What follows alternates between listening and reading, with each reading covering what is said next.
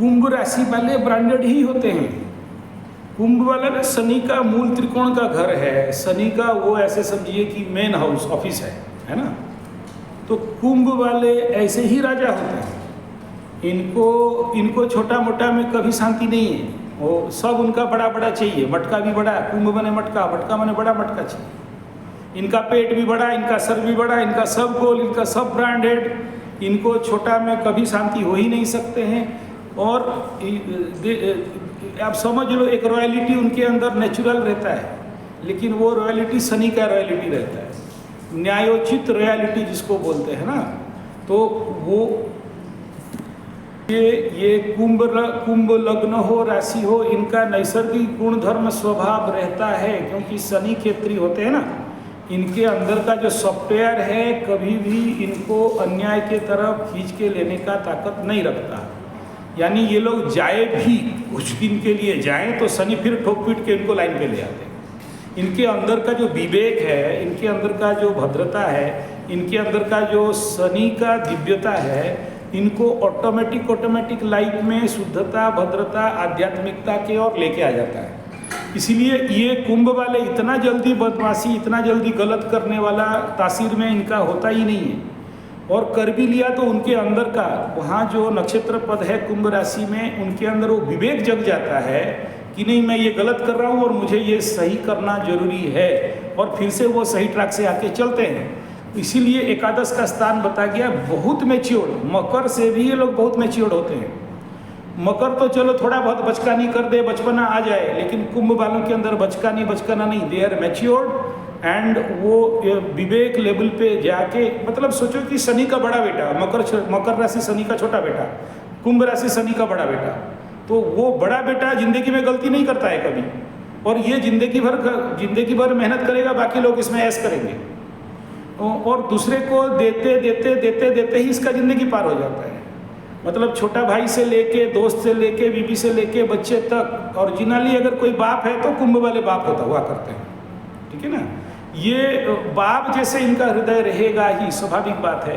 तो ये अन्याय इतना जल्दी नहीं करते। अगर प्योर कुंभ राशि का आदमी है, उसमें राहु भाव नहीं बैठा, उसको राहु नहीं देख रहा है, या राशि लग्न मजबूत है, गलती कुंभ वाले नहीं करते। They are very strong. आप एकदम सही बोल रहे हो।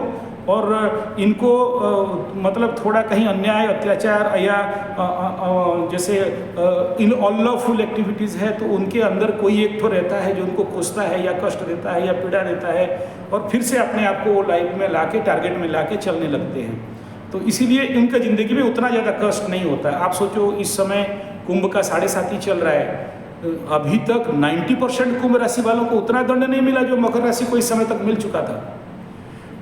तो इस क्षेत्र में आपको उतना ज़्यादा चिंतित होने का आवश्यकता नहीं है। यहाँ हैवी पनिशमेंट नहीं दिखाई दे रहा है, क्योंकि ये जो कुंभ राशि और शनि का 7.5 के साथ शनि का महादशा चालू हो गया, ठीक है। तो इस कंडीशन पे जब तक शनि चंद्रमा के साथ बैठा है, दिमाग काम नहीं करना, प्रोकास्टिनेशन होना, स्लो डाउन होना कुंभ राशि के लिए, और तनावग्रस्त होना, चिंताग्रस्त होना, ये एक स्वाभाविक विषय बिंदु है। इसमें वरीड होने का विषय नहीं है। और उसके लिए आप जो मेरे को बोले, ये पाठ करता हूँ, चालीसा करता हूँ, तो ये सब आपको धीरे धीरे इस कंडीशन से निकाल के ले लेगा। आपकी कुंडली में जब उच्च का शनि है तो उस कंडीशन पे आपके लिए बहुत सुरक्षा है, डरने का, भय करने का कोई विषय नहीं है। बाकी मैं यहाँ पर आपको इतना ही एडवाइस करूँगा कि देखो सर, आपका शनि का महादशा स्टार्ट हो रहा है, ज़्यादा दिन नहीं हुआ है, और पूरा शनि महादशा के हर एक इवेंट को नोट करना चालू करिए, क्योंकि शनि में शनि का अंतर्दशा पूरा 19 साल का हिस्ट्री, ज्योग्राफी, साइंस सब बता देता है, ठीक है। और 7.5 के वो दौर पे आज आप आके खड़े हो चुके हो जहाँ आपके लाइफ में मुझे डग दिखाई दे रहा है कि लाइफ चेंजिंग की ओर जा रहा है। आपके सारे सिस्टम यहाँ पर, बिजनेस वगैरह सारे चेंज होंगे। अब आपका प्रश्न ये है कि मुझे निर्णय लेना है इस समय, तो मैं कहूँगा सर, आपका धनिष्ठा नक्षत्र कुंभ राशि, और शनि अभी आपसे 3 नक्षत्र आगे चल रहे हैं, विपद नक्षत्र में चल रहे हैं। और विपद नक्षत्र में शनि जब चलते हैं तो निर्णय लेने वाला ये टाइम पीरियड नहीं होता है। इस समय सीधा सीधा डिसीजन नहीं लेना है, डिफेंस खेलना है। और फिर शनि बकरी हो जाएंगे 2-3 महीना के बाद, सूर्य 5 घर आगे चले जाएंगे तो 3 घर आगे जा चुके हैं, कुंभ मीन मेष में आ चुके हैं, और 2 घर जाने के बाद 2 महीना 2.5 महीना के बाद बकरी हो जाएंगे। वो फिर आपके संपद नक्षत्र में आएंगे। संपद नक्षत्र में आप निर्णय लेने का कारगर पे आ जाओगे। यानी मैं आपको कहूँगा कि इस समय निर्णय लेना सही नहीं होगा। 2.5 महीना 3 महीना इंतजार करके जो भी निर्णय लेना है लीजिए, ठीक है। और क्योंकि अभी विपद नक्षत्र में है तो 2.5-3 महीना आपको बिन मतलब का जो चीज़ नहीं एक्सपेक्ट कर रहे हैं वो चीज़ आपको इस समय सामना करना पड़ सकता है, ठीक है। और इम्पोर्टेंट फैक्टर ये है कि मैं इतना जानता हूँ कि मेरे पास किसका कुंडली आ गया तो ईश्वर का कृपा है, 99% केस मैं जानता हूँ कि अब शायद इसका अच्छा समय आ गया। ये मेरा अनुभव है, मुझे नहीं पता ये क्यों मैं बोल रहा हूँ, क्योंकि मैं इसको 4-5 डायमेंशन से इसको एनालिसिस करके सोल्यूशन की ओर बात करता हूँ। यस, 7.5 ही है तो आप किसी को कितना भी चेंज कर लो, शनि जब तक अपना कंप्लीट दंड नहीं देता है तब तक नहीं छोड़ता है, ठीक है। मेरा एडवाइस आपको यहाँ पर इतना ही है कि सबसे पहला तो आपके लिए शनि नवग्रह शांति में शनि शांति यज्ञ शनिवार को आपके जन्म नक्षत्र से संपत्ति तारा में या जन्म नक्षत्र तारा में आप करा सकते हैं। शनि शांति यज्ञ विथ नवग्रह शांति यज्ञ, ये क्लासिकल वाइज बात है, ठीक है।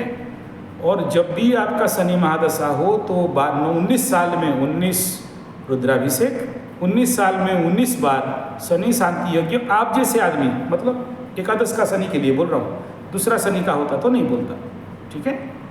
और क्योंकि यहाँ पर ये जो शनि का नक्षत्र आपके जन्म कुंडली में भी हम गिनते हैं तो ये भी एक प्रकार का विपद नक्षत्र में बैठा हुआ है।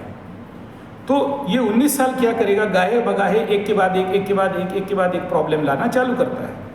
ये समझ लो, उच्च का है, अच्छा फल देगा, लेकिन ये क्या करेगा ना, एक विपद लाएगा फिर एक सोल्यूशन देगा, एक विपद देगा फिर एक सोल्यूशन देगा, ये कंडीशन पे लेके जाएगा। विपद तारा में है तो विपद देगा, लाभ स्थान में बैठा है तो लाभ भी देगा। कॉन्सेप्ट क्लियर हो रहा है? हाँ, तो ये दोनों को हेजम करना पड़ेगा आपको, मतलब खजूर भी खाना है और पेड़ का कांटा भी आपके पैर में लगेगा, दोनों होगा। ये जितना जल्दी हो सके, ये जो आप तीनों नंबर मेरे पास आप दे रखे हो, तीनों नंबर में आखिरी नंबर में एक में 0 है, एक में 1 है, और ये पूरा नंबर को मिला देने से यहाँ पर एक 9 नंबर आता है, एक 7 नंबर आता है। और आपका यहाँ जन्मांक और भाग्यांक को देखते मद्देनज़र रखते हुए ये नंबर कहीं से भी आपके लिए सूटेबल नहीं है। तो सबसे पहला मैं रिक्वेस्ट करूँगा आपको, ये नंबर फेंको मत, फेंकने का बात नहीं कर रहा हूँ, थोड़ा सा आपके लिए सूटेबल नंबर के ऊपर रिसर्च करना चालू करिए, या फिर आपके आसपास कोई न्यूमरोलॉजिस्ट हैं तो उनसे बात करके नंबर लीजिए। अगर नहीं हो तो फिर आखिरी में मेरे को बोलिएगा, वो एक अलग सब्जेक्ट है। मैं तो केवल आपको ये बता रहा हूँ कि देखो प्रॉब्लम यहाँ पर है। मैं आपका ओनली एस्ट्रोलॉजी के ऊपर काम कर रहा हूँ, ज्योतिष और आपकी कुंडली के ऊपर। मैं इसलिए ये नंबर और वास्तु लेता हूँ कि भाई देख लो कहीं वहाँ तो फॉल्ट नहीं है, क्योंकि कुंडली में 70% गुड है, आपके कुंडली में 70 नहीं 80%, एक ही घर अफेक्टेड है और वो घर 12 घर है, और वहाँ इफेक्ट होने से भी कोई खास प्रॉब्लम होता नहीं है। 12 घर अगर इफेक्ट बेड हो जाए तो क्या होगा, विदेश यात्रा नहीं देगा या विदेश से लाभ नहीं होने देगा, यही तो होगा। गुप्त शत्रुओं को मार के ख़त्म कर देगा, यही ठीक है। तो उसको तो हम नहीं लेंगे कि आपका सब कुछ नाश कर देगा, वो तो कंडीशन नहीं है। हाँ, जब उसका कंडीशन जब आएगा, शनि महादशा में केतु का अंतर्दशा, शनि माह में सूर्य महादशा में सूर्य का अंतर्दशा, वो तो 11 साल और बाकी है, अभी से उसको रोने का कोई कारण नहीं दिखाई दे रहा है कि नहीं। तो शनि में केतु, शनि में सूर्य, उस समय दोबारा आप कुंडली एनालिसिस कर लेना, वो आने से पहले, वो बहुत टाइम है, 3-6 साल के बाद शनि में शनि जाएगा, शनि में बुध जाएगा, उसके बाद केतु आएगा, फिर उसके बाद शुक्र के बाद सूर्य आएगा, तो ये बहुत लंबा टाइम है।